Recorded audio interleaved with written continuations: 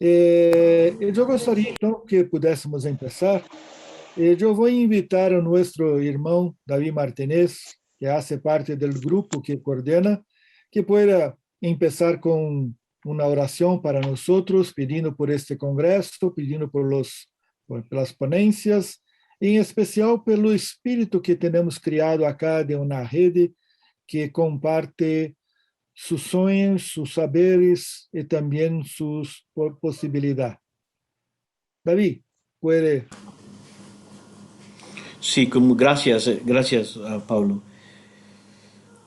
Gracias Dios por darnos un día más de bendición, por cuanto nos cuidas, nos guardas, nos das salud, nos das cuidado.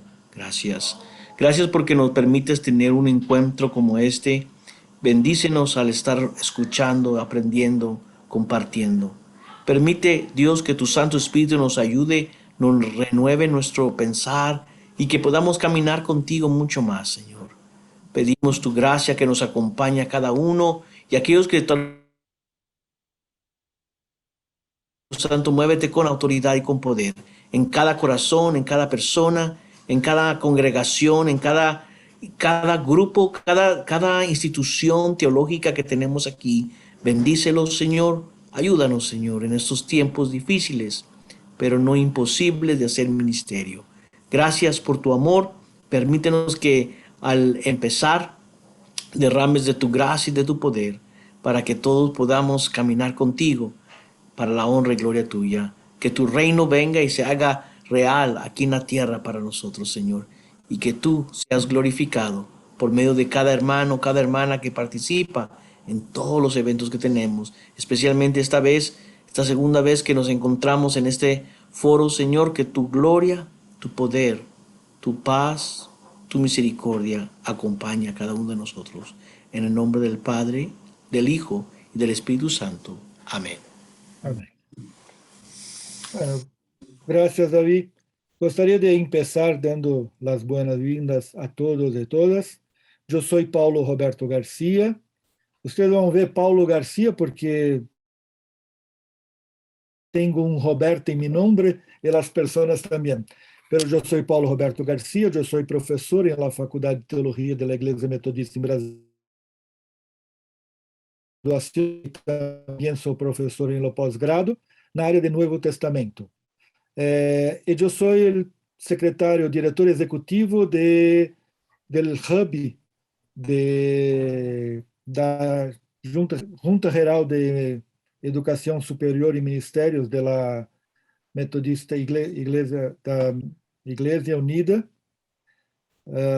e também junto com Cláudia, que depois vai a ser o saludo, que é a diretora executiva do Hub em Argentina, David Martinez, Raul Garcia, e também o irmão Demétrio. Estamos organizando estes seminários, estes congressos. Este já é nosso terceiro congresso.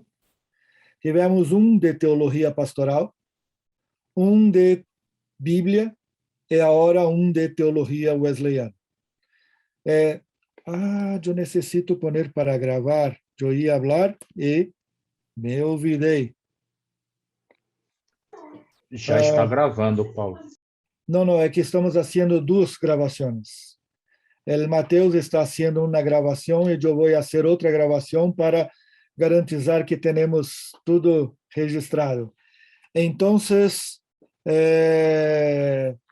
as ponências, o debate são registrados e depois disponibilizados no canal de YouTube do Hub de Brasil, Brasil e Moçambique, é um canal que temos os dois hubs, e com isso podemos socializar o saber teológico e a produção nossa da América Latina.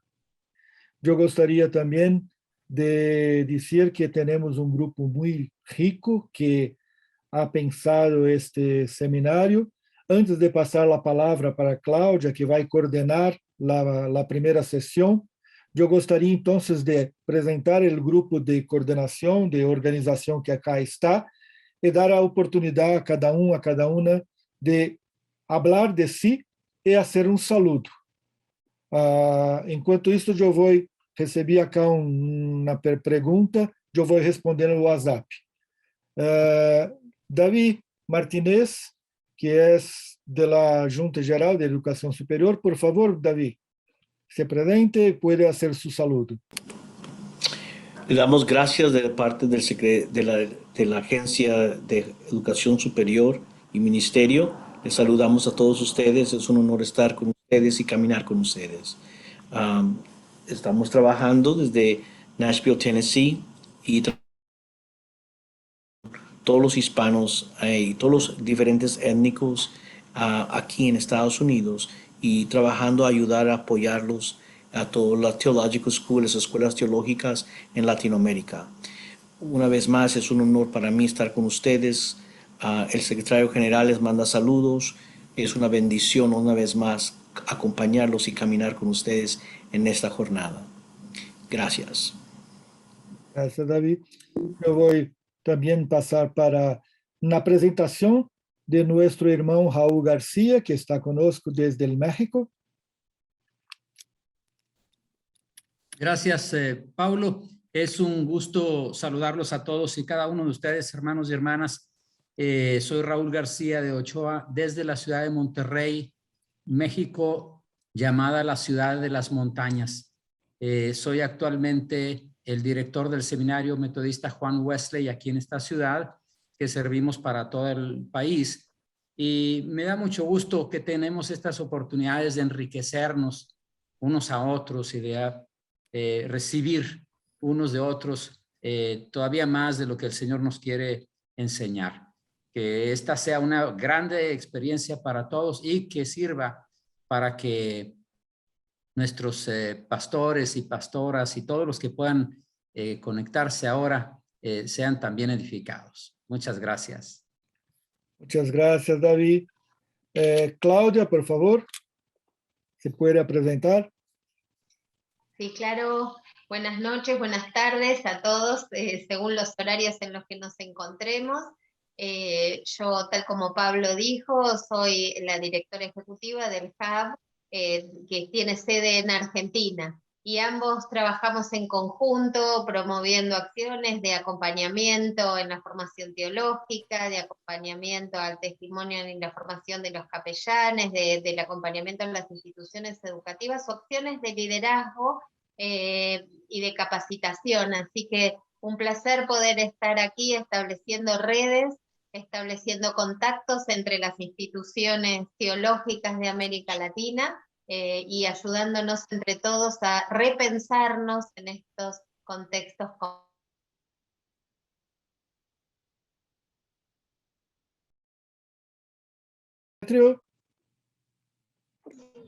Hola, saludos a todos. Mi nombre es Demetrio. Trabajo también en la Junta de Educación de la Iglesia Metodista Unida, pero vivo en Brasil, trabajo en Brasil. Ahí en la Junta trabajo en muchísimas frentes de educación teológica, pero sobre todo con más enfoque en América Latina y a los ministerios hispanos y de habla portuguesa en Estados Unidos también. Pero me alegro muchísimo de quedar dedicando ahí tiempo y ministerio a este grupo tan especial desde la REDIMI, la red de instituciones metodistas teológicas de América Latina y el Caribe. Y saludos especiales a ustedes y a tantos compañeros ahí que desafortunadamente no nos vemos hace mucho tiempo, pero con esperanza tenemos ahí la oportunidad, estamos presencialmente. Pero bendiciones a todos, especialmente a los que van a compartir con nosotros las ponencias de hoy. Sí. Nuestra noche de reflexión, tenemos conosco también el profesor José Carlos, que será presentado por nuestra hermana Cláudia en pocos minutos. Un informe más. También criar. Por eso, há uma junta invitada para o próximo miércoles, às 5 horas da tarde, horário de México, 20 horas de la noche, horario 8 horas de la noche, horario de Brasil y Argentina. Estamos invitando los diretores e diretoras de las instituições teológicas e os obispos, obispas, incluso daqueles países que não têm a instituição teológica, pero querem ser parte de nosso grupo. Nós vamos falar um pouco mais sobre isso, pero se algum bispo, bispa ou diretor tiver alguma dúvida, pode me enviar um WhatsApp ou colocar no chat aqui a pergunta que eu posso falar um pouco mais. Em lunes enviaremos enlace, que coisa. Esse portunhol acá está muito complicado, pero entonces ustedes podrán hacer la inscripción. Bueno, ahora para aprovechar el tiempo para el debate, yo voy a pasar la conducción del trabajo para la profesora Claudia y moderar nuestra noche de estudios. Gracias, Claudia. Dios le bendiga. Muchas gracias. Y entonces vamos a dar inicio a la conferencia de apertura de este congreso. Y el título, el tema que nos convoca en este momento es Eclesiología Wesleyana, desafíos para ser una iglesia con una perspectiva latinoamericana y global. Vamos a tener posibilidad de pensar un poco qué pasa en este mundo tan marcado por las divisiones, los conflictos, por un contexto tan complejo, con nuestra identidad metodista, eclesiológica, cómo se enfatiza esa presencia laica, el ministerio de los creyentes, la perspectiva que tiene de la unidad de cuerpo. Vamos entonces a tener la posibilidad de escuchar al doctor José Carlos de Sousa, que en este momento está aquí acompañándonos y que ha preparado una reflexión para nosotros. Él es graduado en Teología de la Facultad de Teología de la Iglesia Metodista, del Instituto Metodista de Educación Superior de la UMESI, en el año 2008. Es licenciado y graduado además en Geografía por el Centro Universitario de Asunción. Es también maestro en Ciencias de la Religión por la Universidad Metodista de San Pablo en el año 1993 y obtuvo su doctorado en Ciencias de la Religión en el año 2008. También en la Universidad Metodista de San Pablo, con su tesis sobre la eclesiología de John Wesley, y actualmente él es profesor en la Universidad Metodista de San Pablo en cursos de teología, historia, patrística, teología de la Reforma, teología wesleyana, ecumenismo, metodismo en Brasil. Y como ustedes ven, tiene un amplio recorrido que además ha volcado en algunos libros en los que trabaja estos temas. Es un placer para nosotros tener la posibilidad de escuchar hoy sus ideas, de escuchar su reflexión, sus aportes sobre este tema. Vamos a tener un espacio para de unos 30, 40 minutos de su exposición y luego tendremos la posibilidad de una reacción y tal vez un espacio de debate y de preguntas que seguramente se nos van a generar. Así que vamos entonces sin más demora a darle la palabra a José Carlos para que pueda ayudarnos a pensar, a reflexionar en esta noche, agradeciendo mucho su disposición, su preparación y su acompañamiento en este evento. Así que adelante, doctor, todo para escucharlo. Muchas gracias por la presentación. Muy buenas noches a todos. Una curiosidad, que yo tengo 2 títulos de bachiller en teología. El el curso de teología en Brasil no era reconocido oficialmente, donde tuve que hacer después una, que llamamos una integralización de créditos. Por eso tengo 2 formaciones en teología, aunque sea profesor ya por casi 40 años. Muy bien. Muchas gracias por la aclaración. Empecé muy temprano. Tenía 21 años cuando concluí el curso y desde los 19 años soy pastor o tengo un nombramiento episcopal para el ejercicio pastoral. Bien, son 45 años ahora de ministerio pastoral. Muy bien. Bueno, voy a empezar para no ocupar más tiempo. Sí, en primer lugar, quiero agradecer a los organizadores del Congreso Anual de Instituciones Teológicas de Redimi por la invitación para presentar la reflexión que abre ese evento, aunque lo haga con temor y temblor, pues es una gran responsabilidad hablar para un público tan selecto y cualificado, y además de un tema tan complejo como es, sin duda, la eclesiología.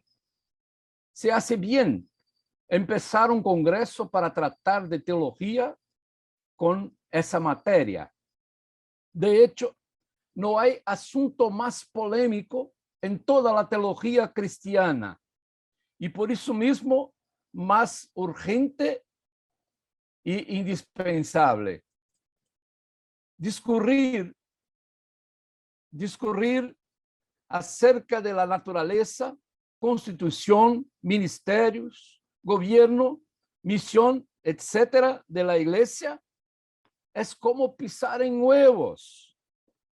Alguna sensibilidad siempre quedará ofendida.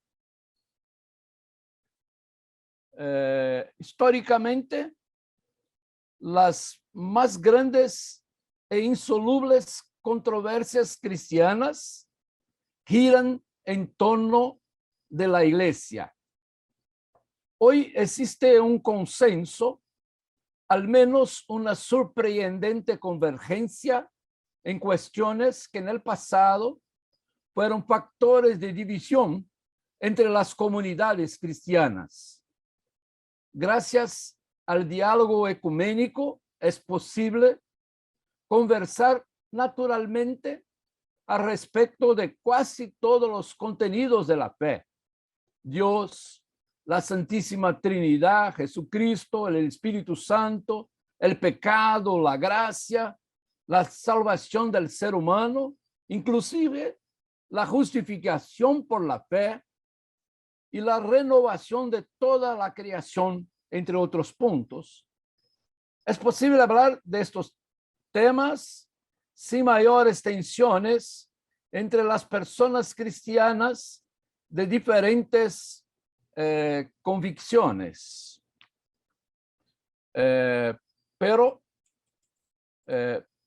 Disculpe. Sin embargo, al introducir presuposiciones eclesiológicas, de pronto se instalan debates tan acalorados como interminables. ¿Qué es ser iglesia? ¿Cuál es la verdadera iglesia? Lo que hace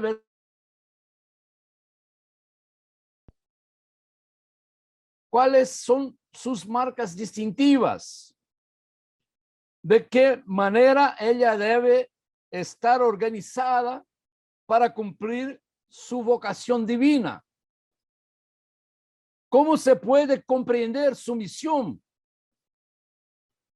Hay que considerar aún que lo establecido, o sea, las estructuras institucionales erigidas a lo largo de los siglos, tiende a perpetuarse bajo el argumento de que tales arreglos son esenciales, divinos, inmutables.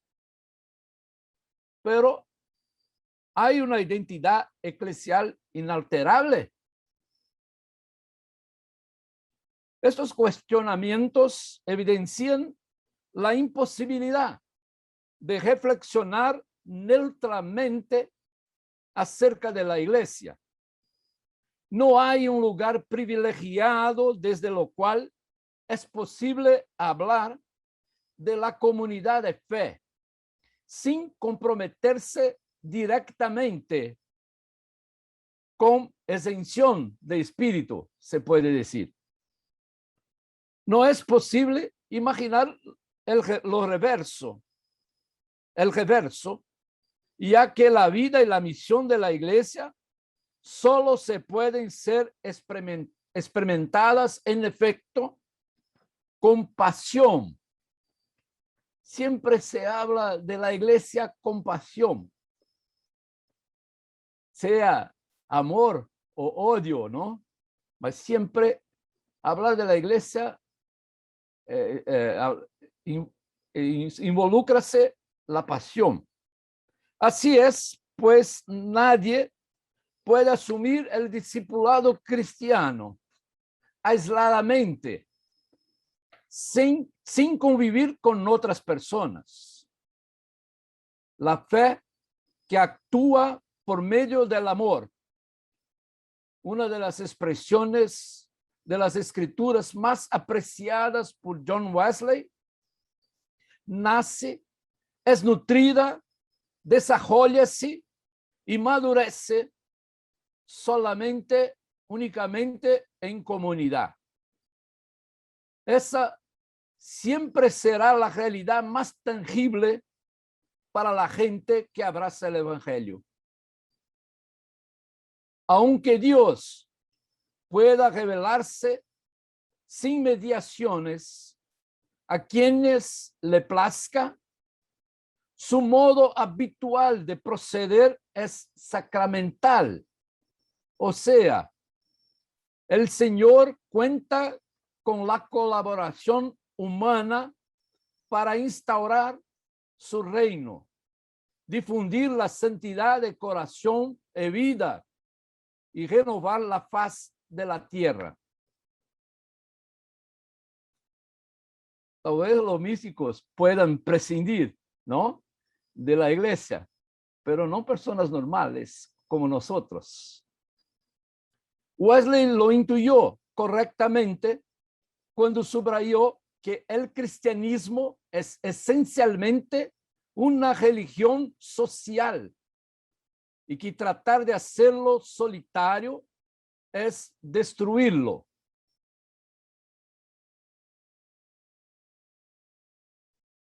Conviene enfatizar que cualificar el cristianismo como social en ese caso significa primariamente reconocer su naturaleza eclesial.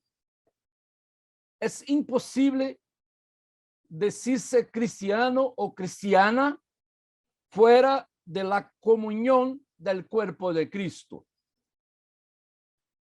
Pero es necesario admitir igualmente que muchas veces la adhesión al Evangelio requiere manifiesta ruptura con las formas que las iglesias asumen en las condiciones o en las contradicciones de la historia. No en raras ocasiones, desafortunadamente, las iglesias se dejan conducir por pretensiones de prestigio, de riquezas y poder, frecuentemente bajo la alegación de que tales condiciones son imprescindibles para el cumplimiento de su misión. Ni siquiera es necesario analizar la trayectoria histórica de las iglesias. Basta mirar la realidad actual para darse cuenta de que hay suficiente corrupción dentro de las estructuras eclesiásticas como para descalificarlas como signos de esperanza para el mundo. El sermón 61 de Juan Noel es muy interesante, que hace un análisis histórica de la iglesia, el misterio de la iniquidad.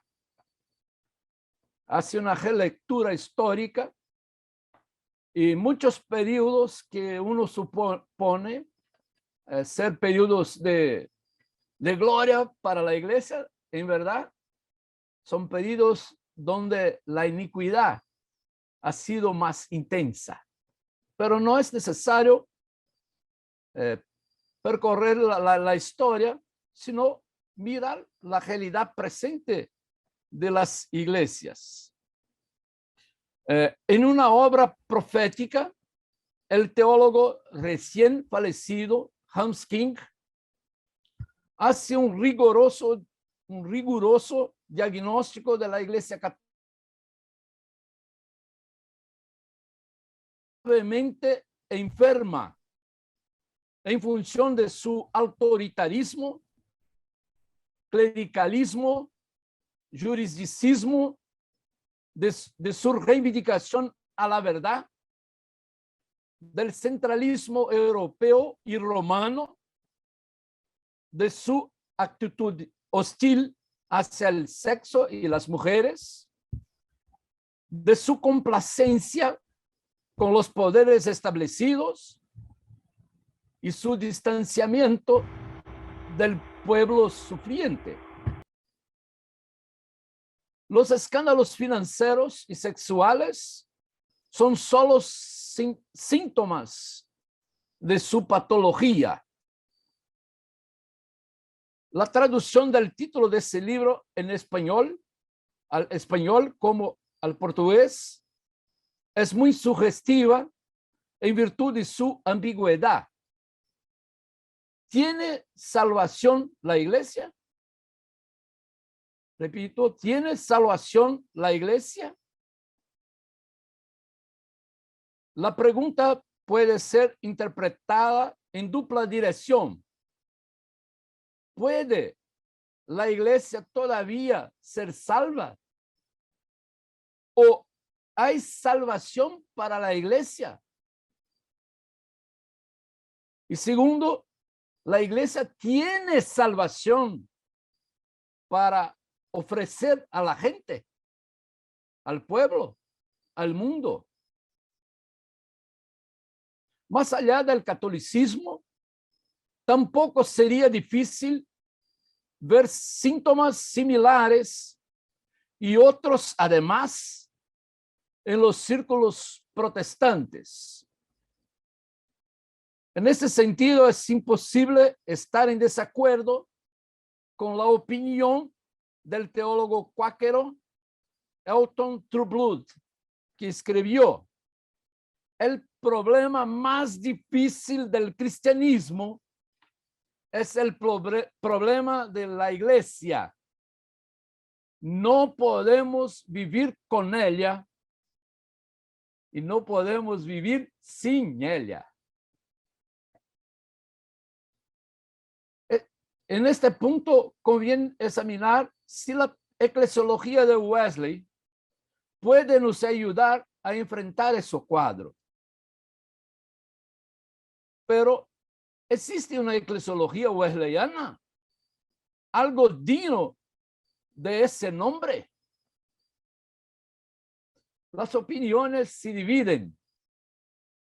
Hay quien lo niegue categóricamente, como Duard Hoffler, suponiendo que Wesley jamás se ocupó de sistematizar su pensamiento, como lo hizo, por ejemplo, Juan Calvino.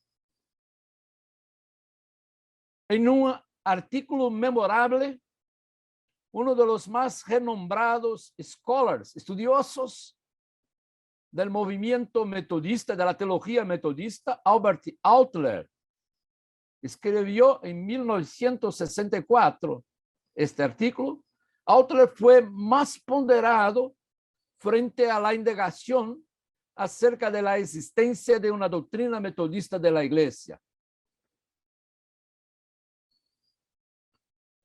Como está formulado aquí, el problema es una trampa para los incautos. La respuesta sí dice demasiado, no dice muy poco. Para muchos intérpretes, Wesley reprodujo lo mismo que pasó con la Reforma en los siglos XVI, cuando la doctrina agustiniana de la gracia superpuso a la doctrina agustiniana de la Iglesia. El énfasis en la salvación del individuo al margen de la mediación de la institución eclesiástica conduciría eventualmente a la superposición en la teología evangélica de la doctrina agustiniana de la gracia sobre la doctrina agustiniana de la Iglesia, como dijo, a la espiritualización del mensaje cristiano y a la completa supresión de su dimensión social y corporativa, vale decir, eclesial, donde se dice que la eclesiología, ¿cómo se dice en español? Calcañar, se dice calcañar, la misma palabra que en portugués, ¿no? La calcañar de Aquiles, el punto más frágil de la teología protestante es su eclesiología, o la falta de ella, ¿no? La falta de ella. Muy bien. El individualismo protestante, con todas sus funestas consecuencias, resultaría de su consistente oposición al institucionalismo católico romano. La eclesiología estaría cindida, ¿no?, en dos caminos. La crítica no cabe para la teología madura de Wesley. En momento alguno, él hace un divorcio entre el camino de la salvación y su comprensión de la vida eclesial. Es correcto deducir que en su entendimiento, soteriología y eclesiología se implican dialécticamente. Sin la perspectiva eclesiológica, la salvación corre el riesgo de transformarse en un discurso vacío y ahistórico, sin conexiones con la sociedad humana o con la creación. Aunque no ha dejado de admirar la disciplina y la búsqueda por los místicos, hombres o mujeres, Wesley les censuró su propensión hacia el aislamiento como incompatible con la fe. Oportunamente también reprobó a los moravos por despreciar los medios de gracia, así como las obras de misericordia en atención a los más vulnerables. Por otro lado, no se justifica comprender la Iglesia sin tomar en cuenta el lugar de la soteriología. Una vez más, los resultados serían desastrosos. La eclesiología luego se transformaría en eclesiocentrismo, creo que es una palabra, un neologismo, ¿no? Un eclesiocentrismo, es decir, la Iglesia sería interpretada como un fin en sí mismo y no como un medio de gracia, una señal del reino de Dios, un instrumento para la propagación de las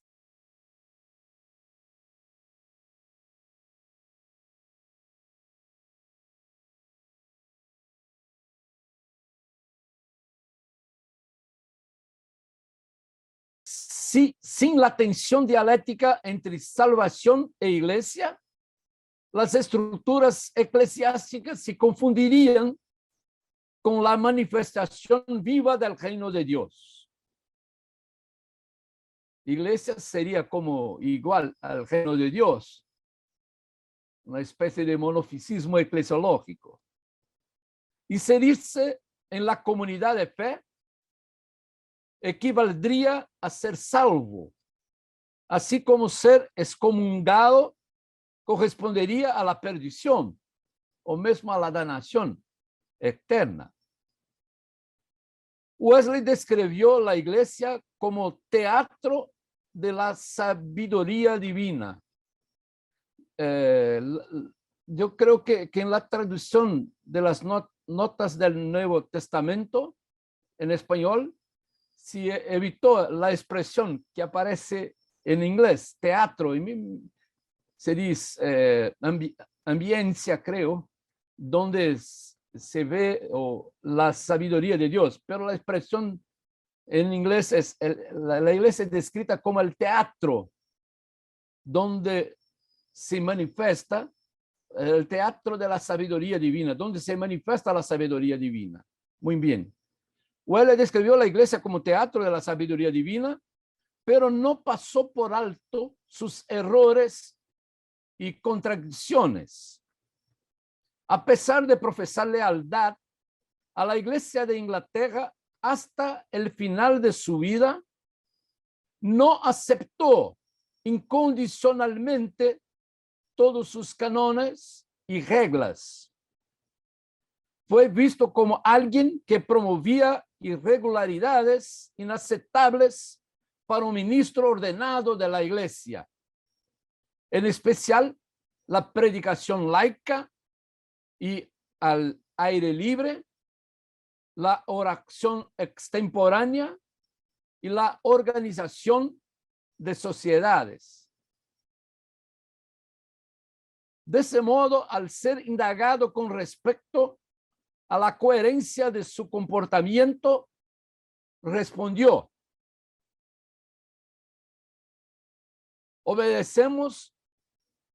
actuamos en todo momento de acuerdo con un principio uniformemente simple. Obedecemos las reglas del gobierno de la iglesia, donde podemos hacerlo de manera consistente con nuestro deber para con Dios. Donde no podemos, obedeceremos tranquilamente a Dios, no a los hombres. Por detrás de su respuesta está el pasaje de Hechos de los Apóstoles 5:29, que él cita en diversas ocasiones semejantes. Aunque la iglesia sea, de cierto modo, indispensable conforme el designio divino, hay que reconocer su falibilidad y buscar continuamente su perfeccionamiento de acuerdo al evangelio y a las exigencias de la misión. Wesley desarrolló una concepción funcional de la iglesia. Tiene que responder siempre a las exigencias de la misión.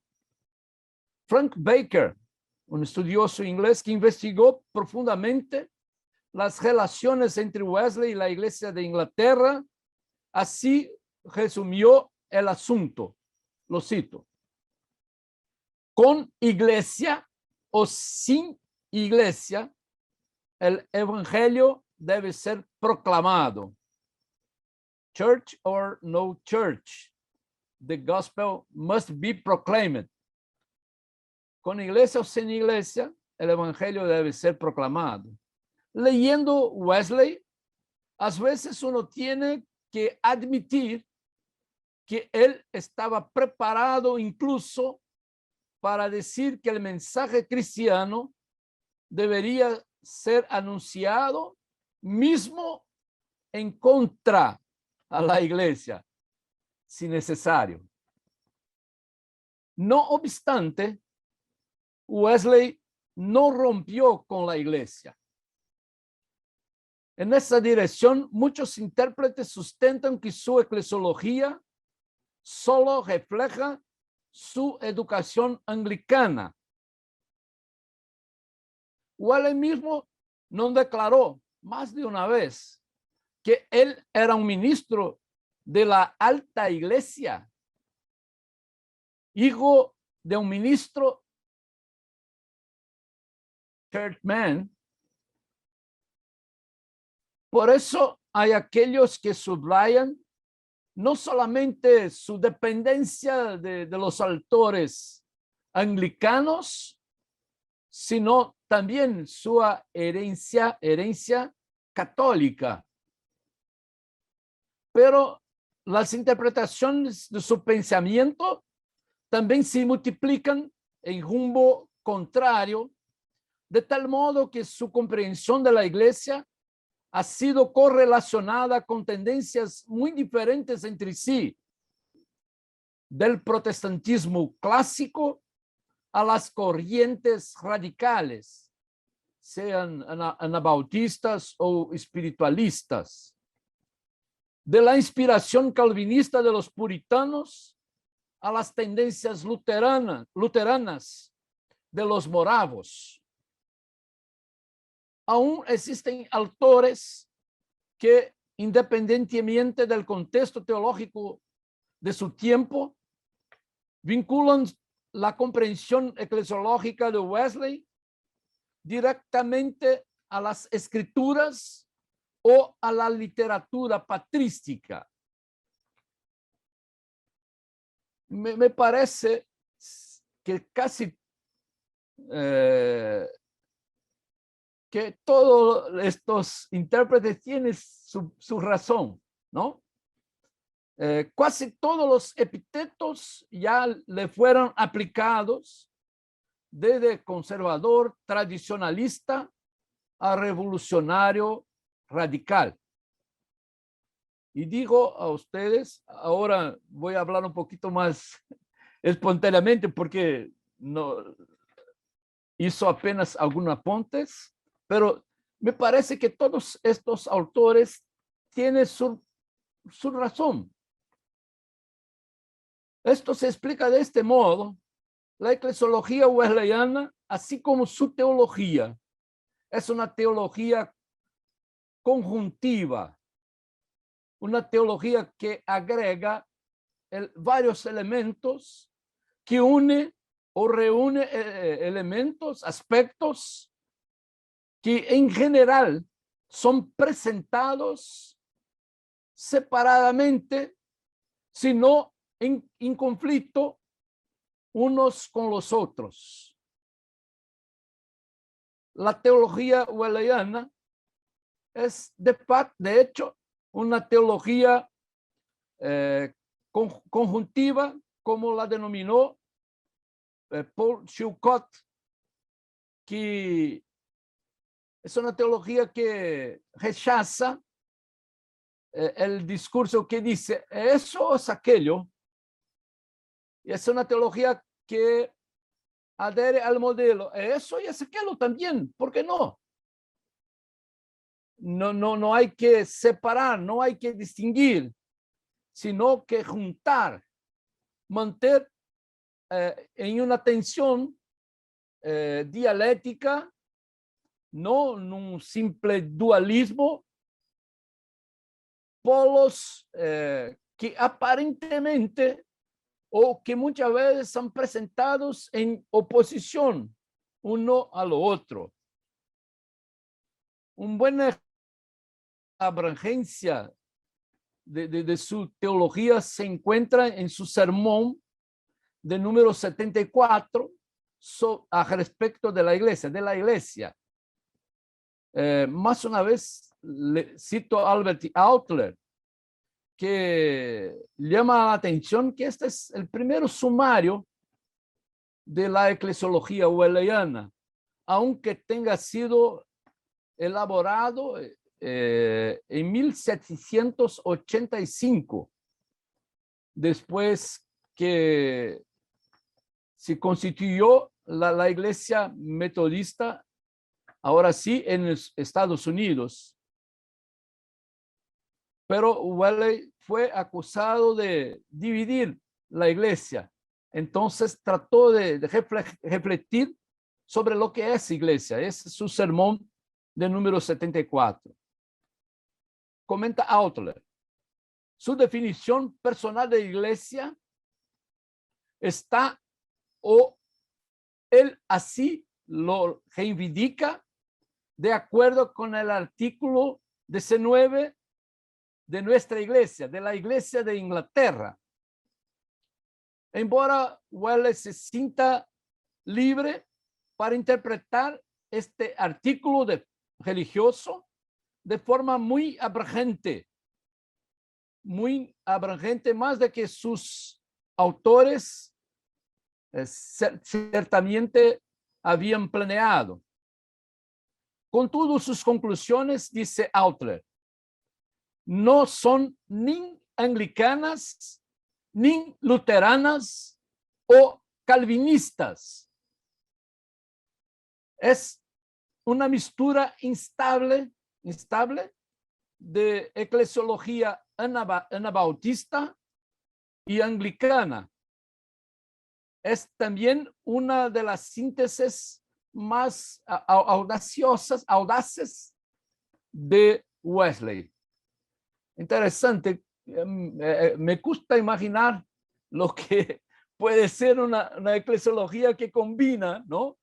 Una perspectiva anglicana más formal, high church, con una eclesiología anglicana, lo que se costuma llamar de la Believers Church, ¿no? Una iglesia de los creyentes. Pero así es la eclesiología de Wesley.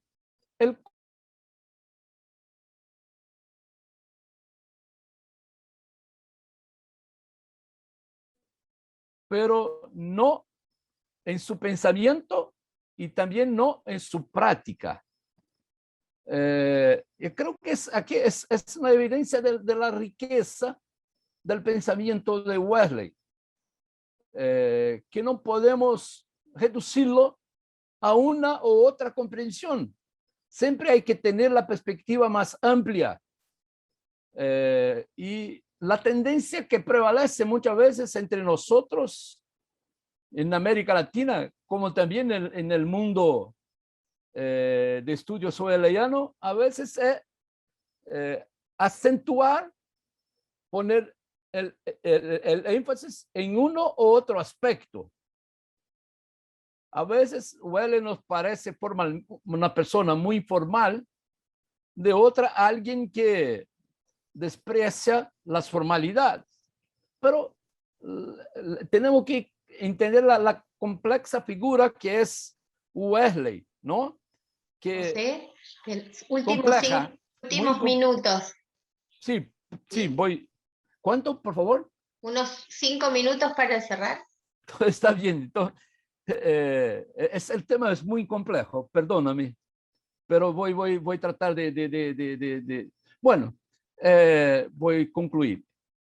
En esa dirección, Wesley, hay que acentuar este carácter complejo de la teología de Wesley, aunque sea desafiador para el intérprete. Eso testifica la riqueza y amplitud de su pensamiento y práctica. Muy bueno. La idea sería demostrar ahora, por lo menos, características fundamentales de la eclesiología de Wesley. Y creo que es importante acentuar, voy a describir, que Wesley rompió con una visión clericalista y jerárquica y desarrolló en teoría y práctica una concepción fundamentalmente laica de iglesia, en la cual el pueblo simple y pobre ejercía un rol decisivo en la misión y discipulado cristiano, cuales Wesley siempre procuró responder con mucha firmeza. Hay un componente de preconcepto social cuando se miraba a personas pobres tomando la palabra, personas que no tenían ordenación para este ejercicio, esta práctica. Pero él desarrolló una concepción de iglesia fundamentalmente laica. Lo que quiero decir no es que la figura del sacerdote, del pastor, del ministro sea desconsiderada, no, sino que la iglesia es todo el pueblo de Dios. En ninguna otra época las personas podrían ejercer sus dones a servicio general, ¿no? El pueblo simple se tornaba gente de la iglesia y no apenas personas que asistían al culto y eran beneficiadas por los sacramentos que les ofrecían. Entonces, Wesley tiene una concepción laica de iglesia. Me hace lembrar la figura de Tertuliano, el padre de la iglesia, que dijo: donde hay una o dos o tres personas, allí hay una iglesia. Y él acrescenta, mismo si son laicos, porque la iglesia es el pueblo. Wesley favoreció una concepción donde el Espíritu Santo es la fuerza que mueve el pueblo, especialmente el pueblo simple, pobre. Segundo, Wesley superó la idea de una iglesia centrada en sí misma, colocándola bajo el enfoque de la misión. Creo que ya lo demostramos anteriormente. Tercero, Wesley rechazó el exclusivismo sectario y promovió de muchas maneras la comunión, el diálogo y la cooperación entre las comunidades cristianas. Ustedes conocen los principales sermones de Wesley que tratan de este tema, pero eso está muy presente en toda su visión eclesiológica, que incluye desde los católicos romanos a los cuáqueros que no tienen sacramentos, ¿no? Porque para Wesley la iglesia es el pueblo de Dios, aunque tenga diferencias de opiniones, doctrinas o constituciones eclesiásticas. Bueno, finalmente gustaría de resaltar las implicaciones de la eclesiología wesleyana para nuestro contexto latinoamericano, en lo cual las iglesias, inclusive las que reivindican la herencia metodista, caminan con frecuencia indeseable en dirección opuesta a la indicada por Wesley, acentuando cierto elitismo, excesiva preocupación con su propia sobrevivencia institucional y un partidarismo que inhibe cualquier aproximación con quien piensa diferentemente. Aunque la eclesiología de Wesley sea una eclesiología generosa, amplia, inclusiva, hoy me parece, por lo menos hablo desde Brasil, cada vez más seguimos en una dirección opuesta.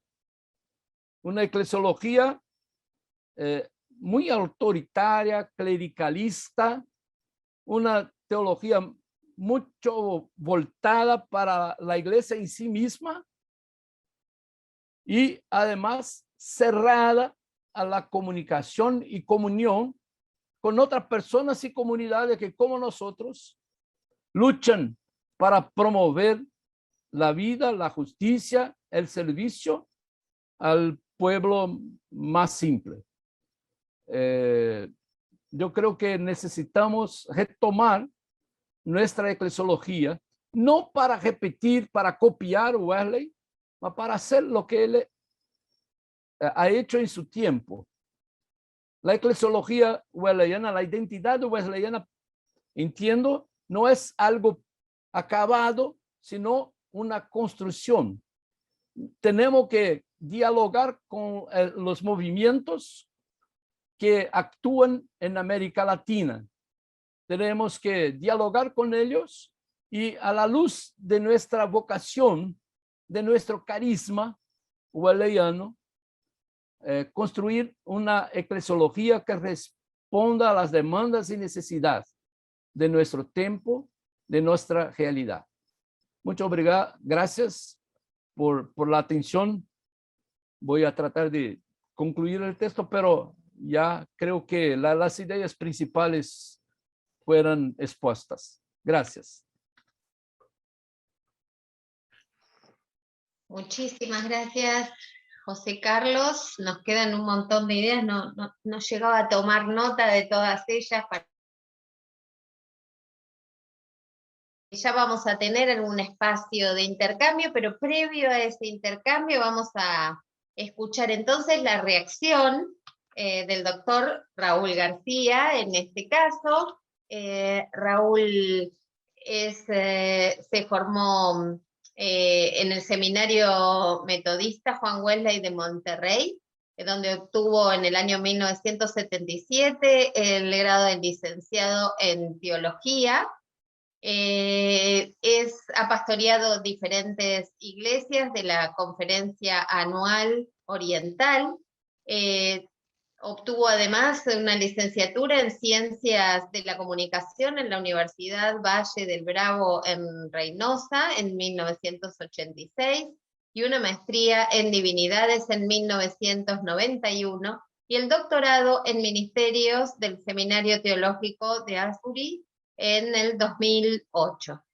Además se ha desempeñado como obispo, como superintendente y pastoreado diferentes iglesias y actualmente además es el director del Seminario Metodista Juan Wesley.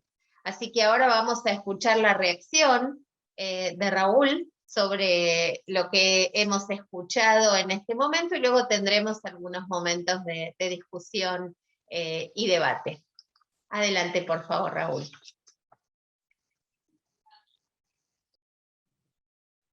Muchas gracias, hermanos y hermanas, por esta oportunidad que me dan de responder a la ponencia de nuestro hermano José Carlos. Muchas gracias, José Carlos, por tu presentación que nos ayuda bastante a comprender la realidad presente de la iglesia también, de la iglesia metodista.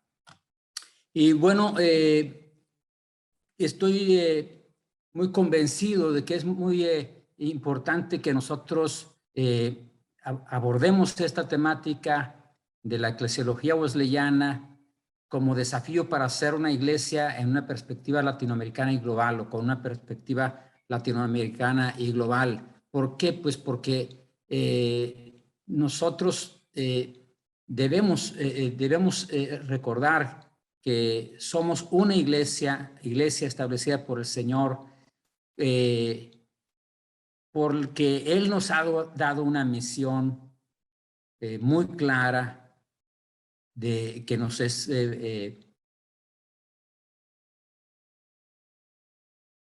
su capítulo 28, 18 al 20, por el testimonio del Espíritu a través de la vida de los primeros discípulos y apóstoles de la Iglesia del Nuevo Testamento, que viven esa experiencia de la iglesia incipiente, de la iglesia naciente, y que es nuestra base, ¿no? También porque como latinoamericanos vivimos un fenómeno que podríamos llamar la diáspora latinoamericana, porque todos, vamos, en todos los países y regiones del mundo hay latinos. Entonces, somos una iglesia latinoamericana que tiene un alcance, una proyección global, ¿no? ahora mismo nosotros estamos viendo movimientos de latinoamericanos masivos, por lo menos acá en nuestra región donde estamos ubicados, acá en México, miles de personas, miles de migrantes que van de un lugar a otro, latinos, que buscan un espacio para establecerse. Y bueno, simplemente el efecto de la globalización en todos los sentidos y formas de la convivencia humana que nos han llevado como latinos a tener una presencia en todo el mundo. Pues bueno, quiero comentar que estoy de acuerdo totalmente con José Carlos, que tratar de entender la iglesia probablemente es más complicado que tratar de comprender a una esposa o un esposo con todas las relaciones intrincadas de la familia y de la sociedad. No es fácil entender la vida de la iglesia, y la iglesia, vamos, como se ha presentado a través de la historia y como está actualmente. La vida y la misión de la iglesia, en efecto, siempre van a estar llenas de pasión, llenas de emociones, sentimientos muy fuertes. Observo también y entiendo la conexión que hace entre lo eclesial y lo relacional, ¿no? Todo en la iglesia son relaciones con Dios, relaciones con el pueblo de Dios y con el que no es aún pueblo, porque la iglesia precisamente tiene una misión hacia afuera, hacia el pueblo que no es pueblo todavía. Coincido con el doctor de Sousa que hay suficiente corrupción dentro de las estructuras eclesiásticas como para descalificarlas como esperanza para el mundo, pero también hay signos de esperanza en los círculos más sencillos de la fe y convivencia cristiana. El Señor, por su soberanía, es el único que puede hacer un edificio derecho a partir de puros palos chuecos y defectuosos. Creo que podemos coincidir en esto, ¿no? Como por su gracia y soberanía y poder, Dios es capaz de tomar personas como nosotros y hacernos parte de su iglesia y usarnos de maneras que solo Él puede hacer para atraer a otros y llamar a otros a que vengan y se sumen a esto que es el cuerpo de Él. Cuando el doctor de Sousa conecta la eclesiología de Wesley con la soteriología de Wesley, desde mi punto de vista es un completo acierto. Creo que no podemos disociar lo que es la eclesiología y la soteriología de primitivo iniciado por Juan Wesley. De hecho, creo, en mi punto de vista muy personal, que podemos de alguna forma supeditar la eclesiología de Wesley a su soteriología. Pero otra vez, aquí hay que aclarar que no hablamos de la eclesiología y la soteriología como teoría teológica o teoría académica o teología académica, sino completamente como experiencia personal y de campo. Para ser más claro, fue la experiencia del corazón ardiente, de la seguridad de ser salvo por la fe en Cristo y solo por Él, lo que detonó en Juan Wesley y los primeros metodistas todo el amor y la pasión por la salvación de las personas y la acción de ir por ellas a los lugares donde ellos estuvieran. Fue ese fuego de amor, esa pasión y esa acción que les impulsaron a ir al pueblo en donde el pueblo se encontraba, tanto en los lugares físicos como a las condiciones en que ellos vivían. Así se presenta entonces el paradigma de la relación indisoluble de la experiencia personal de la fe con la vida en santidad social en todas sus manifestaciones. Podemos añadir aquí, sin miedos ni cortapisas, que a esa eclesiología de Wesley, conectada con su experiencia de salvación, debe agregarse también un tema neumático, es decir, del Espíritu Santo. La experiencia de salvación que Wesley tuvo personalmente y que se vuelve su bandera de avance para llevar el mensaje de justificación por la fe para todo aquel que cree, y que le lleva a enfrentar por consecuencia la falta de predicadores, que culmina con la apertura de la puerta al ministerio de los laicos, es sin duda alguna una obra del Espíritu Santo. El mismo descubrimiento e implementación de todo el sistema de clases y bandas de la estructura organizacional del metodismo primitivo tiene el elemento de sorpresa, de algo inesperado que al ser entendido y aplicado correctamente, entonces da el fruto más grato, que es la salvación de muchos y su permanencia en la fe en Cristo Jesús, porque es toda esa estructura organizacional. Wesley es precisamente lo que le permite al metodismo ser un movimiento creciente en todo ese tiempo. Dirección divina, entonces, guía del Espíritu. Esto es lo que Wesley es sensible y dócil en percibir y obedecer para darle forma a su eclesiología práctica y dinámica que le sirve para alcanzar a decenas de miles de personas en su tiempo de ministerio personal y que cunde ampliamente en otros países del mundo de su época o desde su época. La frase misma, el mundo es mi parroquia, entraña tanto la eclesiología como la soteriología.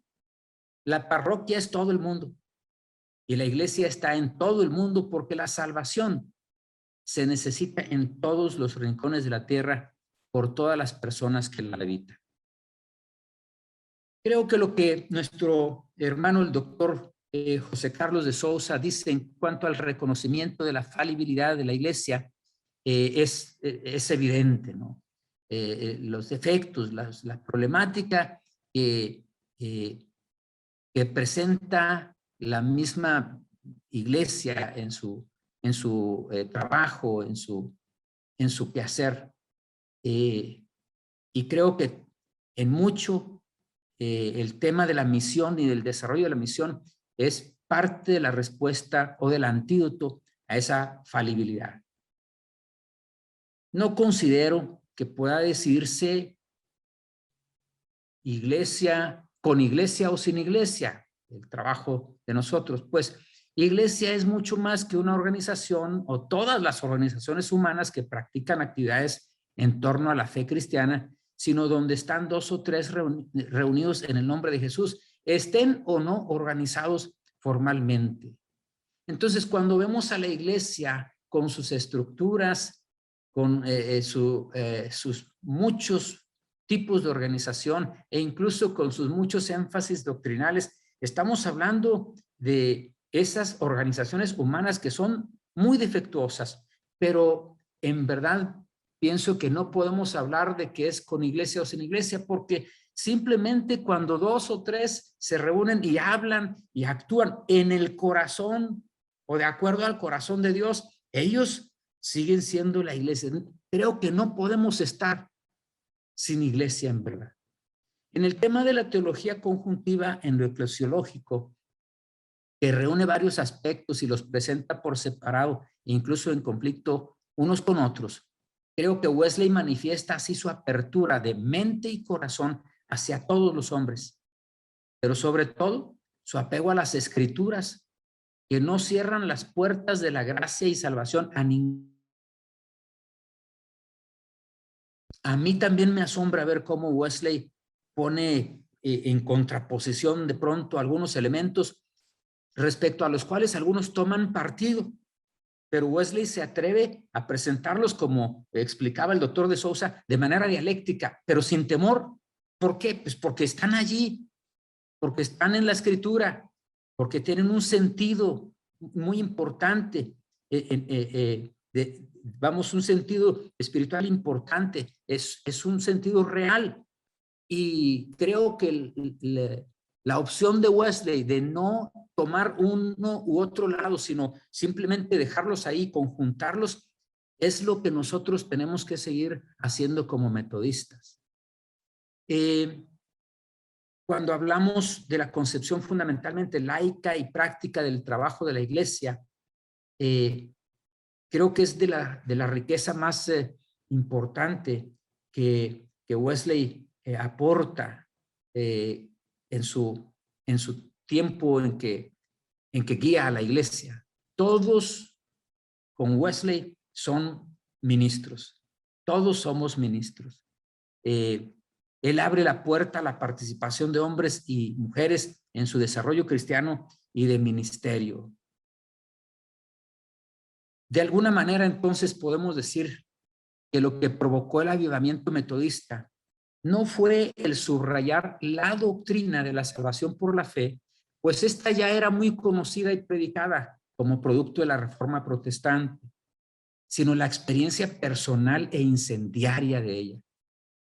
Creo que en nuestro tiempo tenemos más doctrina y teología que fuego y pasión de la experiencia de un corazón ardiente. Al menos esto me parece evidente en algunos de nuestros países en los que la iglesia metodista todavía es una pequeñísima minoría y en no pocos países está en disminución y aún todavía en otros en división y fragmentación. Si hablamos de desafíos, creo que podemos hablar de que nuestros desafíos son el vivir y asegurarse de vivir cotidianamente en la experiencia de un corazón ardiente y una seguridad de la salvación personal por la fe en Cristo que sea verdaderamente incendiaria, contagiosa, como se dice de los primeros metodistas que eran contagiosos, ¿no? Que nos saque de nuestros edificios para llevarnos a las calles, a las plazas, a las casas, a las escuelas, a los barrios, a las favelas, a las empresas, etcétera, donde está la gente sin Cristo, con sus realidades buenas y malas, de pobreza, de tristeza, de dolor, de todo tipo de situaciones. Es lo que nos lleva luego entonces a la experiencia de la santidad social, resultado de la vida de seguridad, de salvación por la fe en relación con todos los individuos que nos rodean para servir como Cristo nos sirvió, con la disposición al sacrificio que tuvo el señor Wesley, que tuvieron sus colaboradores primarios, que tuvo Francis Asbury y muchos otros con ellos. A la luz de lo expuesto por el doctor de Sousa, vale la pena preguntarnos si el metodismo que vivimos en muchos de nuestros países se asemeja más a un esquema de nuevo clericalista y jerárquico, aunque ahora tenga pastores y laicos, o esté compuesto por pastores y laicos, pero que todavía se refleja mucho que vive para sí. Hay que preguntarnos eso. Si los rasgos del metodismo primitivo, con su teología, pero con su fuego de experiencia, de su vivencia, es el metodismo que nosotros tenemos hoy, o si se ha desvanecido. Porque el metodismo primitivo nos enseña que todos sus miembros estaban inmersos en una sola misión y dinámica, como Wesley les recordaba a sus predicadores, que no tenían otra cosa más que hacer que salvar almas. Entonces, ¿qué es lo que podemos quizá o debemos cuestionar o necesitamos cambiar? Nuestro cuerpo de doctrina y teología eclesiológica y soteriológica, o la calidad, la temperatura e intensidad de nuestra experiencia de salvación por la fe en Cristo, que provoque fuego en el corazón y que nos impulse a anunciar sin pena ni distracciones el único mensaje de salvación. Con esta pregunta yo termino mi respuesta a la presentación de mi hermano, el doctor José Carlos de Sousa, agradeciendo el privilegio que me dan y el honor de tener esta participación. Muchas gracias. Muchas gracias, Raúl. La verdad que hemos tenido una ponencia de lo más completa, interesante y desafiante de parte de José Carlos, y la reacción de Raúl nos deja también con preguntas inquietudes y con más elementos para pensar sobre estas ideas. Vamos a tener unos minutos también para el intercambio y si les parece voy a compartir una primer pregunta para José Carlos de parte del reverendo Trotman que dice lo siguiente. Y iniciamos entonces un espacio de intercambio. La pregunta es, ¿de qué manera la Iglesia debe estar organizada para cumplir su misión divina? Nos dice, sería muy interesante ampliar este concepto de acuerdo a la teología wesleyana y sobre todo a la luz de la Biblia.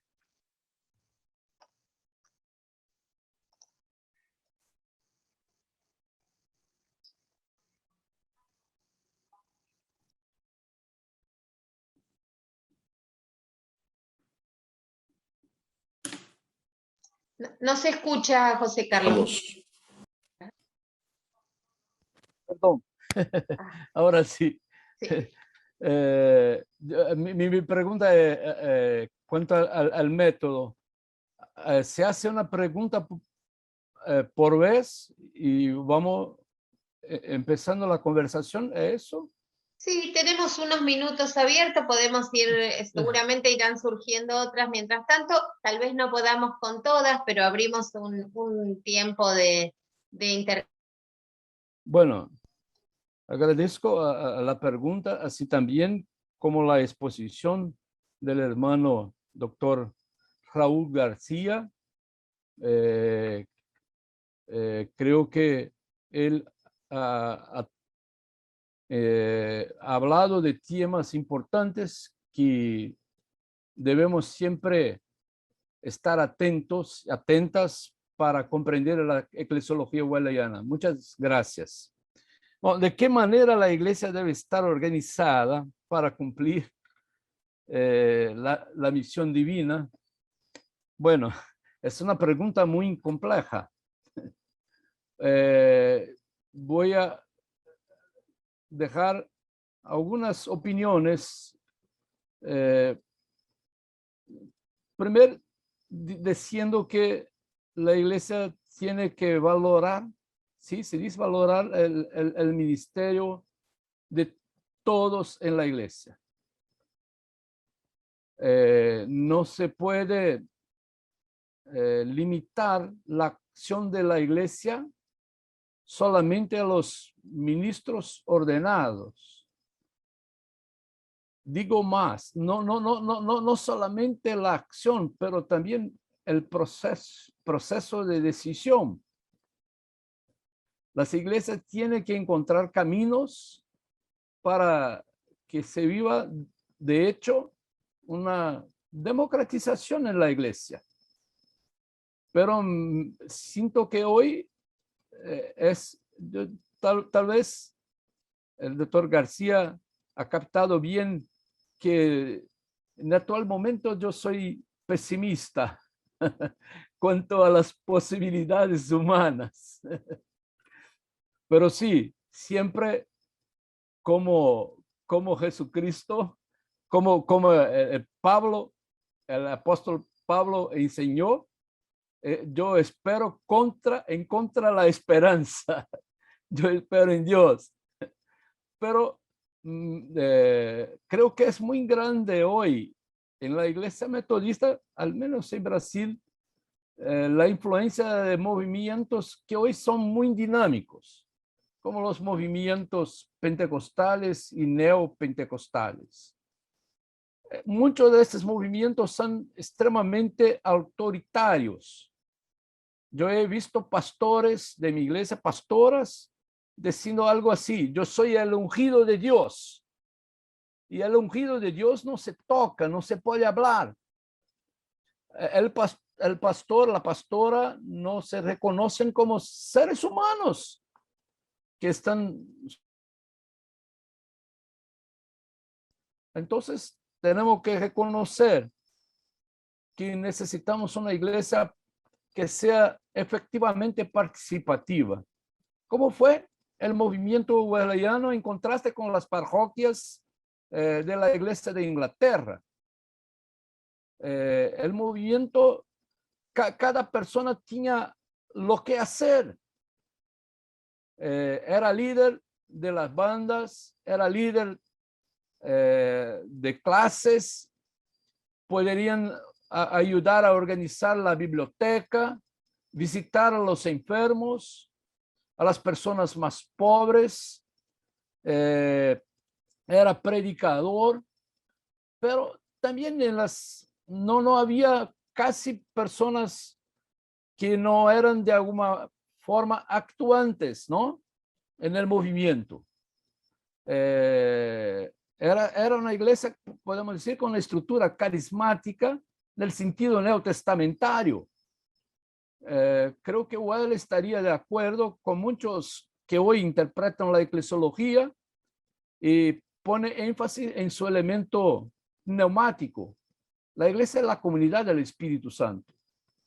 El Espíritu Santo hace su domicilio, su casa en la iglesia. La iglesia es el instrumento del Espíritu Santo, aunque no sea, me permitan decir, aunque no sea el único instrumento, porque Dios, aunque actúe preferentemente en la iglesia, no está preso, aprisionado a la iglesia. Entonces, la iglesia hoy debe ofrecer, debe estar abierta para la participación de todas las personas, como era el movimiento metodista, en sus principios. Siempre me toca de muy perto el testimonio que Wesley dio de John Fletcher, que era un líder muy importante del movimiento metodista y que Wesley en algún momento pensó que él podría ser aquel que lo sucedería, pero Fletcher murió antes de Wesley, que como todos saben tuvo una vida, vivió hasta 87 años. Bueno, Fletcher era un clérigo de la iglesia de Inglaterra, era suizo, pero se tornó clérigo de la iglesia de Inglaterra y que se aproximó del movimiento metodista. Y es muy interesante cómo eso se dio. Wesley lo relata en el sermón que trata, era un sermón fúnebre, ¿no?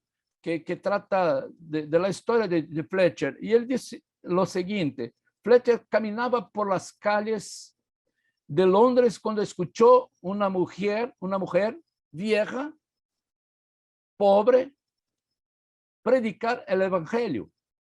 Quedóse encantado. El erudito, el estudioso, el ministro de la iglesia, escuchó a una mujer que tenía, creo que muchos estilos que no habilitarían esta mujer a ser escuchada. Era mujer. Era una mujer vieja. Era una mujer pobre. Y además no tenía ordenación eclesiástica para hacerlo. Pero predicaba el evangelio de una forma que le encantó a Fletcher. Cuando supo que esta mujer era metodista, se aproximó del movimiento metodista. Entonces Dios tiene mucha manera de hablar y habla por personas simples. Hoy somos una iglesia erudita, elitista. No. Estoy hablando, pero ustedes ven en los libros que tengo conmigo. Creo que tenemos que estudiar, pero tenemos que tener la abertura para escuchar a la persona de la iglesia. Como pastor que soy por 45 años, tengo aprendido muchas cosas con muchas personas en la iglesia. Una iglesia clericalista no es capaz de escuchar la voz de Dios, que habla a través de las personas simples, como aquella mujer por medio de la cual Fletcher se llegó al movimiento metodista. Entonces, yo creo que tenemos que tener una iglesia participativa, una iglesia que sea democrática en sus decisiones. Yo no debato la forma. Creo que hay formas más adecuadas para ser iglesia hoy. Tenemos que experimentar. No hay un modelo único. No hay una forma única. No hay una organización única. Pero tenemos que estar atentos a escuchar el evangelio y también la sensibilidad para escuchar las personas que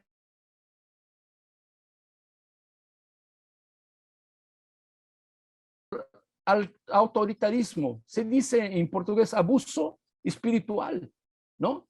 Y tenemos que, el movimiento metodista nos enseña que es necesario escuchar al pueblo, inclusive al pueblo simples, a los que más necesitan que el evangelio produzca frutos que sean de facto esperanza.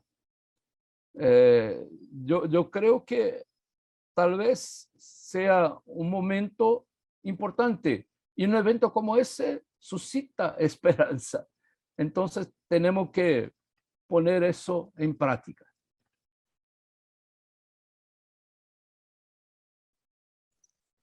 Muy bien, estamos casi sobre la hora. No sé si hay alguna pregunta más. Podemos tener algún espacio más. Pueden compartirla por el chat o habilitar el micrófono. Me gustaría ver si puedo hablar algo. Uh-huh. Es un placer estar aquí y qué maravilloso poder reflexionar sobre este tema bastante actual para todos nosotros en este contexto pandémico que vivimos. Me parece que lo más importante que en todo que hemos escuchado aquí tiene mucho que ver en cómo nosotros como líderes y más que todo como miembros de una congregación metodista, más que todo de una comunidad de fe, podamos nosotros asimilar el contexto que estamos viviendo. El contexto nos dicta directrices muy claras de cómo nosotros podemos hacer la misión. Es también evidente que ya no podemos hacer lo mismo que hacíamos antes del periodo pandémico. Entonces el contexto exige de nosotros hoy, yo diría como iglesia, un proceso de discernimiento. Un discernimiento que nos lleve a ubicar nuestro llamado en este contexto. Al mismo tiempo, un discernimiento que nos haga también, nos ponga en una visibilidad de cómo podemos usar mejor los dones que Dios nos ha dado. Los dones del Espíritu que están ahí en la iglesia, están con el pueblo, está en la congregación, está con los líderes, está con los pastores. Y claro, me parece que la advertencia del doctor José Carlos es bastante evidente cuando hablaba de la situación específica de Brasil, donde algunos líderes asumen una espiritualidad bastante distante de lo que es el contexto que estamos viviendo, desvinculado de las raíces de lo que es misión para nuestro pueblo en el día de hoy. Por otro lado, yo diría que también tenemos que buscar la manera. Acortamos un poquito el tiempo, tenemos otra pregunta. Ok, entonces mi pregunta sería, no es una pregunta, pero sí, yo creo que debemos rescatar nuestra identidad wesleyana, buscando una manera de cómo usar mejor nuestra conexionalidad, que como que se está perdiendo en este proceso.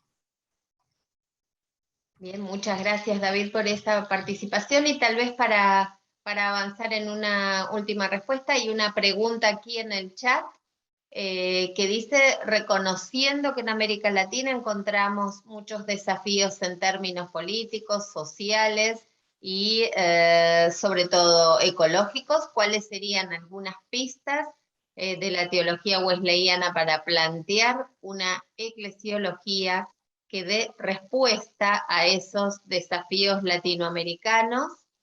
Y vi una mano levantada y vamos a aceptar esa pregunta, Gastón, ¿sí? cortita, así José Carlos puede hacer una síntesis de cierre sobre algunas, si es posible, alguna síntesis sobre estas ideas. ¿Sí? ¿Gastón? ¿Está bien? De hecho, hay muchos desafíos en América Latina. Estamos de acuerdo. Estoy de acuerdo también con el hermano David de que como se decía a tiempos atrás,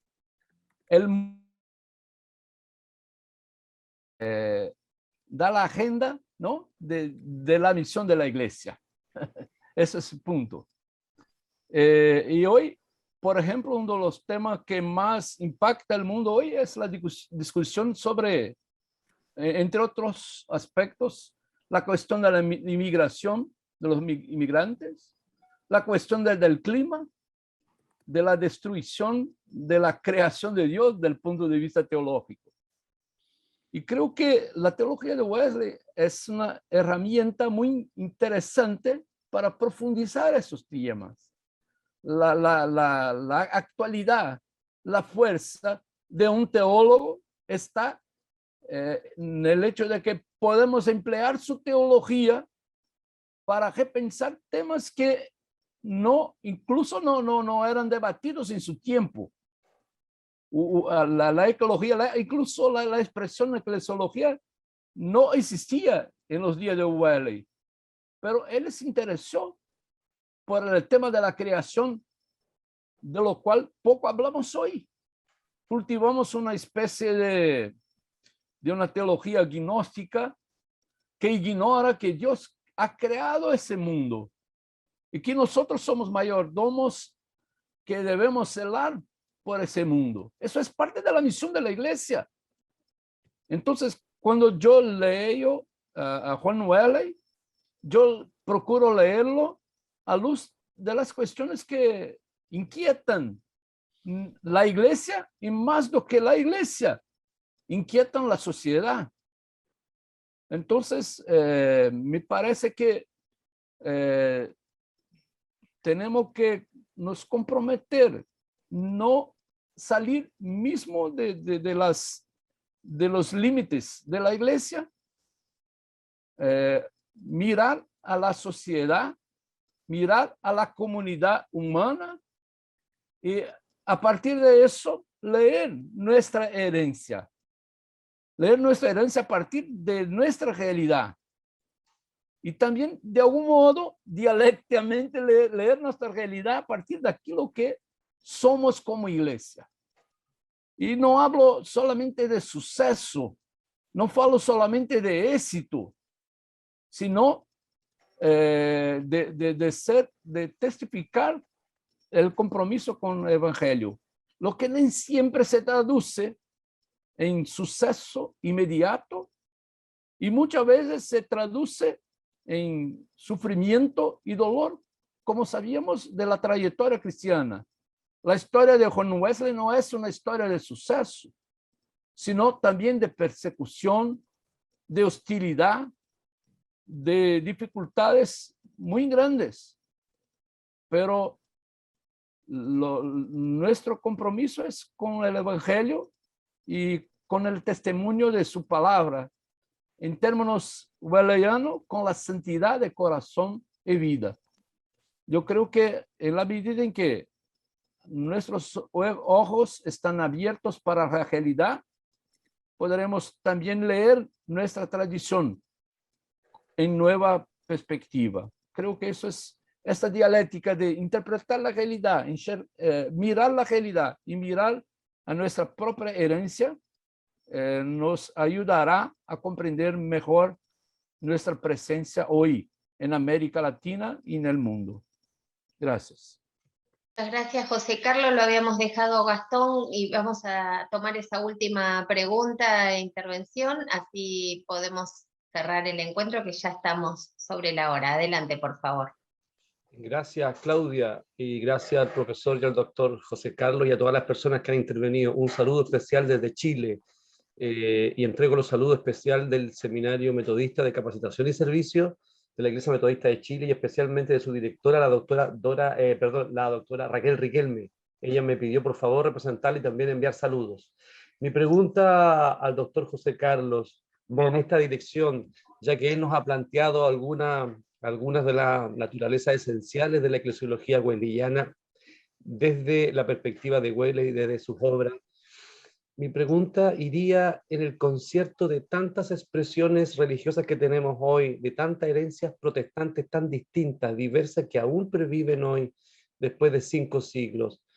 Dentro de todo ese concierto de tradiciones protestantes, ¿cuál sería, concibiendo la naturaleza eclesiológica wesleyana, cuál sería el motivo por el cual el metodismo, desde esa concepción eclesiológica particular, debe seguir existiendo para que justifique su existencia en el siglo XXI dentro de tantas tradiciones protestantes? ¿Cuál sería el distingo eclesiológico que podría decirnos vale la pena seguir siendo iglesia metodista en el siglo XXI dentro del contexto protestante que tenemos en el mundo? Gracias, doctor. Gracias. Le pido también que transmita mi abrazo a Raquel Riquelme, una amiga desde hace muchos años, una hermana. Ya tuve la oportunidad de estar por lo menos 2 veces en Chile, a trabajo, pero otras veces más. Es un país muy lindo. Acá con un taller con usted hace años atrás.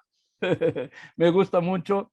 Allá, yo tengo que decir, yo soy un amante de toda América.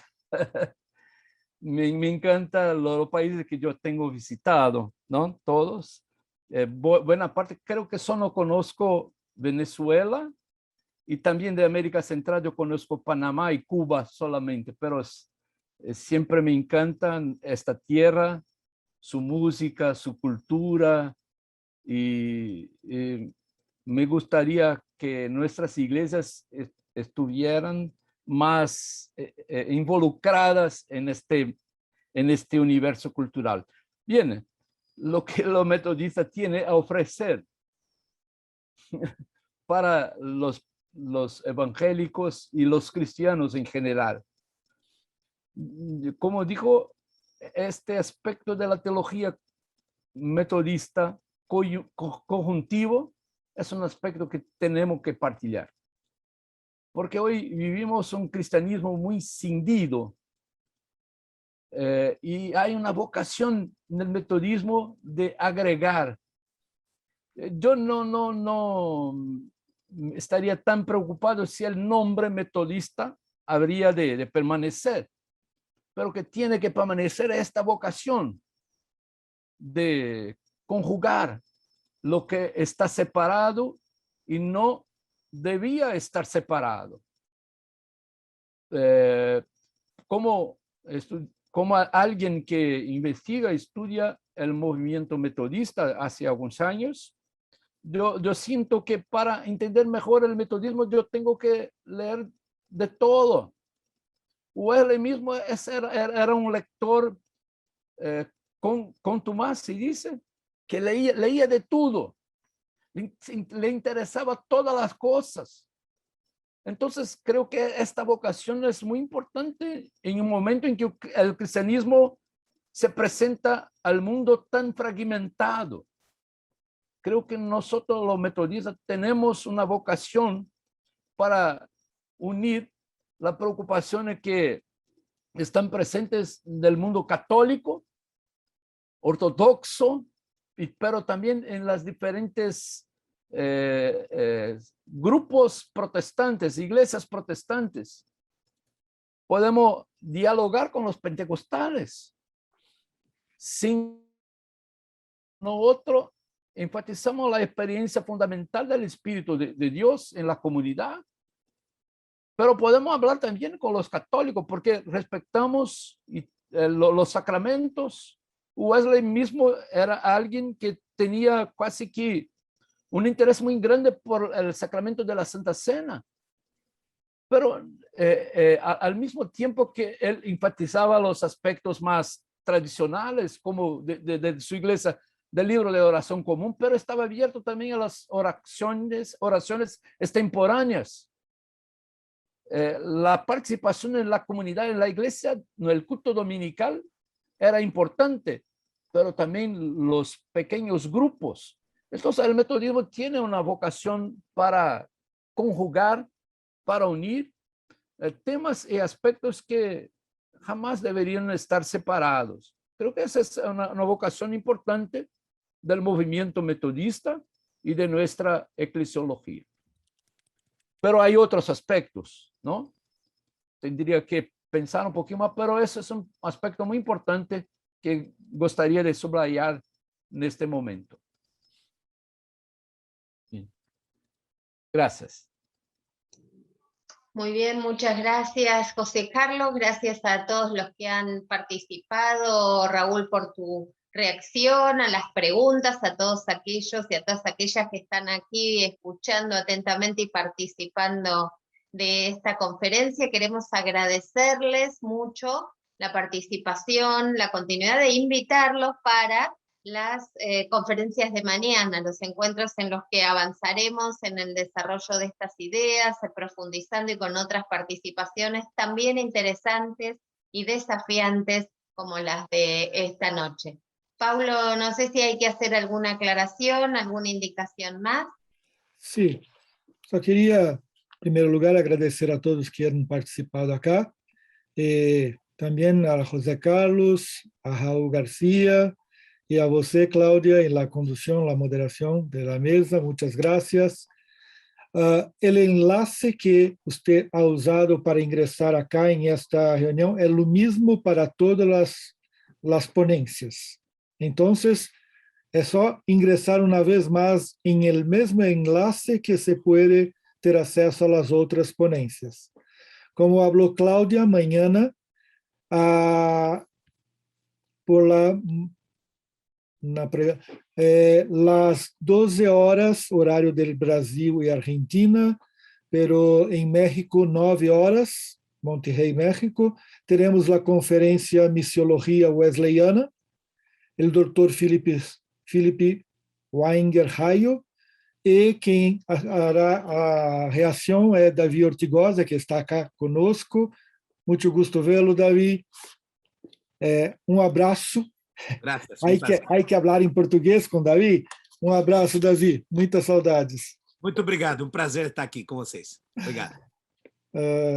E depois teremos a terceira sessão, que será às 17 horas em Brasil, 5 horas da tarde em Brasil, Argentina, e 14 horas da tarde em México, com a soteriologia wesleyana, com a obispa Raquel Balmena Osório, que está aqui conosco, e muitas graças, bispa, e também a reação de Rigoberto Figueroa, que está também acá, muitas graças, Rigoberto. E, por fim, a sessão de clausura, às 20 horas de Brasília, Argentina, 5 horas da tarde de Monterrey, México, às 14 com a Esperança, com o Dr. Justo González, e a reação de Mary González. Então, teremos amanhã um dia repleto de possibilidade de profundizarmos nosso conhecimento do pensamento de Wesley. E eu gostaria também de lembrar que o enlace para a inscrição continua aberto. Se há alguma pessoa, algum liderazgo de sua igreja ou de seu seminário que não ha entrado hasta ahora, puede hacer su inscripción, receberá el enlace y puede participar con nosotros. Entonces, muchas gracias. Paso a la palabra para Cláudia, que pueda ahora encerrar nuestra sesión. Muchas gracias a todos entonces por esta participación. Agradecemos profundamente el que nos estén acompañando, los esperamos mañana. Y pedimos a Dios nos bendiga, nos acompañe, nos protege en esta noche, a nosotros, a nuestras familias y a este contexto de todas las comunidades de América Latina sobre quienes estamos tratando de pensar, de reflexionar y de enriquecer nuestra tarea y trabajo. Así que muchas gracias a todos ustedes, hermanas, hermanos. Nos estaremos viendo mañana. Y bueno, muy bien, buenas noches para todos.